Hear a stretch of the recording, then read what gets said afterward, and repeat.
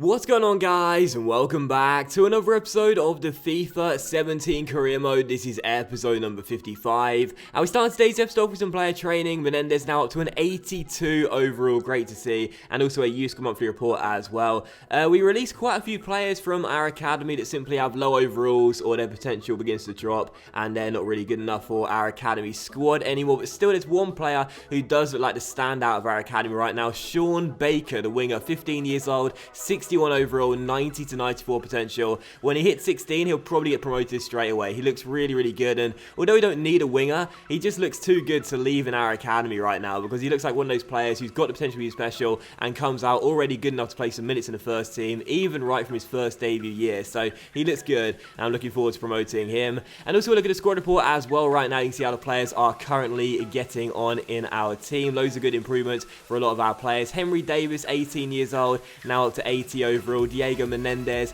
19 years old, 82 overall, looking very, very good indeed. Torres regen, up one rating to a 74. So our youngsters looking good in this team. It's great to see. And you'll see Barbosa as well as an 84 overall right now too. Salah 85. So we've got some great players in our team right now. Almost everyone, or possibly actually everyone, is improving in stats in some way. And it's just great to see. It really is. This is looking like a great Middlesbrough side. And in Season 3 right now, by starting off so well, this is really encouraging to see. Our players are playing well, and they continue to get better. And speaking of playing well, here's a look at the table as well. 9 games in for Middlesbrough. We're top of the table with 27 points. So 9 wins from a possible 9. What a start. 21 goals scored and only 3 conceded. We are off to an unbelievable start, but not just in the league, but in the Champions League as well. 3 wins from 3 in the Champions League, 100% here as well. 9 points accumulated, already 6 points clear of all the other 3 teams in our group. 10 goals scored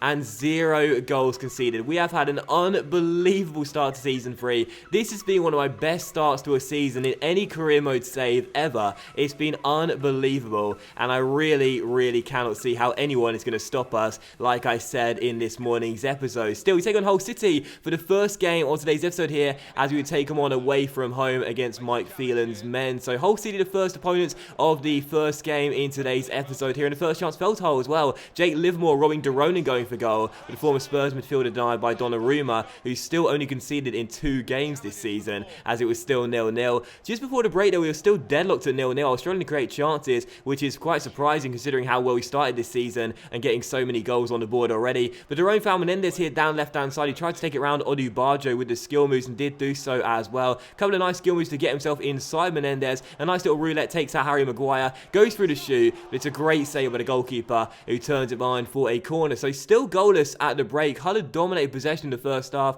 I couldn't really get the ball off them. And in the second half, we had to wait until just past the hour mark for another chance here, and it fell to Hull City as well. El Mohammadi was tackled by Berahino, but it found Ryan Mason. Former Spurs midfielder found El Mohammadi, but the Egyptian could not hit the target and fired the shot wide of the post. So still 0-0. Out of 18 minutes to go, we were still deadlocked here. We had one chance here of Will Hughes going for goal, but the former Derby midfielder fired the ball over the bar. And it was still 0-0 coming to the closing stage of the game, as we desperately went in search of that winning goal here to keep our 100% start alive in the Premier League. Menendez found Gabriel Barbosa here inside the area, who took it round one, went for goal, and Barbosa had a great start to the season, but that was a really bad miss on his weaker right foot, dragging the shot wide of the post, and that made just one chance to go with 6 minutes to go. Callum Wilson tried his luck, but the former Bournemouth strike hit the side netting, and that was how the game finished. Yes, I can't believe it either, but it's all over. The game finished as a goalless draw, and I said in this morning's episode, who can stop us? Well, there's the answer. Hull City can stop us. How about that? I can't believe it, and a sign of overconfidence without question. We were taking on Hull City away from home, yes, but against a side who are in the relegation zone right now. We've been the best side in current form, surely in all the European leagues to start this season off. It's been unbelievable. And again, in the last episode, I said after the win against Newcastle United by 3-0, who can stop us? I mean, really, who can stop us? Well, Hull City can. They stopped us from scoring and from winning,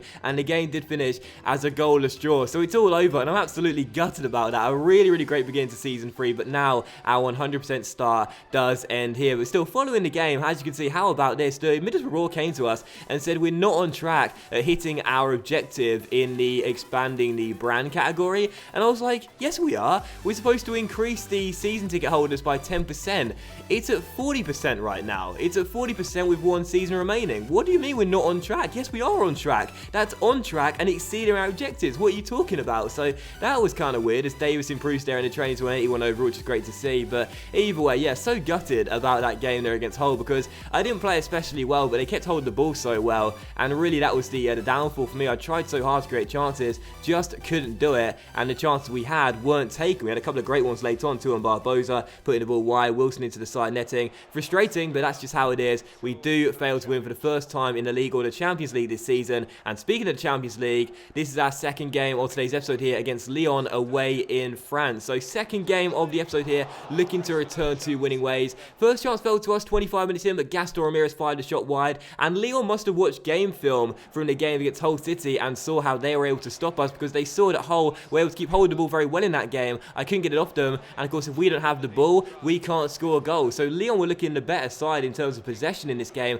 and had a couple of great chances just past the second half start as well. The first shot just over the bar, and then the Bill Fekir shot going wide of the post, and then a couple minutes later another chance for Lyon. Once again Fekir goes through the shoot, this time hits the target, but Donnarumma makes the save. So still goalless in this game, and the final chance fell in stoppage time as well. Ramirez through towards Adama. We've seen this combination a couple of times this season work out, but for this one, that summed it all up. Great through ball to our Spanish winger by our Uruguayan Cam, but he completely miskicked the ball, fluffed his lines, and put the shot wide. So final score, Lyon 0, Middlesbrough 0, and I can't believe it, that's now 2 games in a row where we failed to win. I don't believe it. Our 100% record goes in the Premier League, and now goes in the Champions League. Bang, bang, just like that. We failed to win these 2 games. Unbelievably frustrated. And again, I did say in the last episode, this was going to happen at some point. You know, we were going to stop winning at some point. We were going to stop getting the 3 points in the league and the Champions League at some point. It had to happen eventually, but I couldn't believe how quickly it happened after that win against Newcastle. I was so delighted with the performance in that game and